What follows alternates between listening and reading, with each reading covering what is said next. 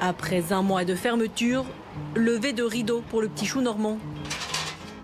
Les propriétaires de la boulangerie sont prêts à accueillir les clients en toute sécurité. Et bien là, j'ai installé des plexiglas pour faire une protection entre le client et la vendeuse. La boulangerie étant considérée comme un commerce de première nécessité, Sandra et Benoît auraient pu continuer leur activité.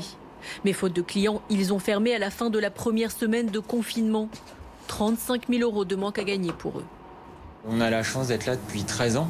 Donc on a accumulé, on n'a plus d'emprunts, ce qui nous aide beaucoup. Mais il faut que ça reprenne assez rapidement. Relancer l'activité, c'est aussi l'objectif de la gérante de ce pressing de Nanterre. Vous allez bien? Ça va et vous? Oui, on avait vu sur Facebook que vous avez rouvert aujourd'hui. Oui.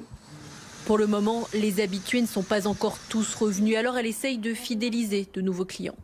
J'ai vu sur votre site internet qu'il y avait un retrait à domicile et comme j'ai un tapis, une couette et quelques rideaux à laver, du coup je voulais savoir comment ça se passait. Ne pas avoir à se déplacer jusqu'au pressing, un service attractif en cette période de confinement. Alors Nacera a étendu son activité retrait et livraison de linge à domicile à plus de zones géographiques.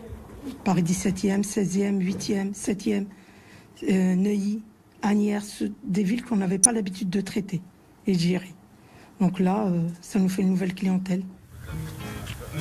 À Ajaccio, cette pépinière a rouvert il y a 10 jours et ici, pas de baisse de fréquentation.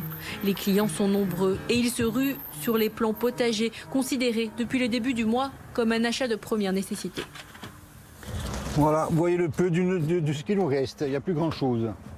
Des ventes records, mais sur un secteur très précis de l'activité de la pépinière qui n'est pas le plus rentable. La tomate, tout ça, ce sont des produits où nous avons très peu de marge.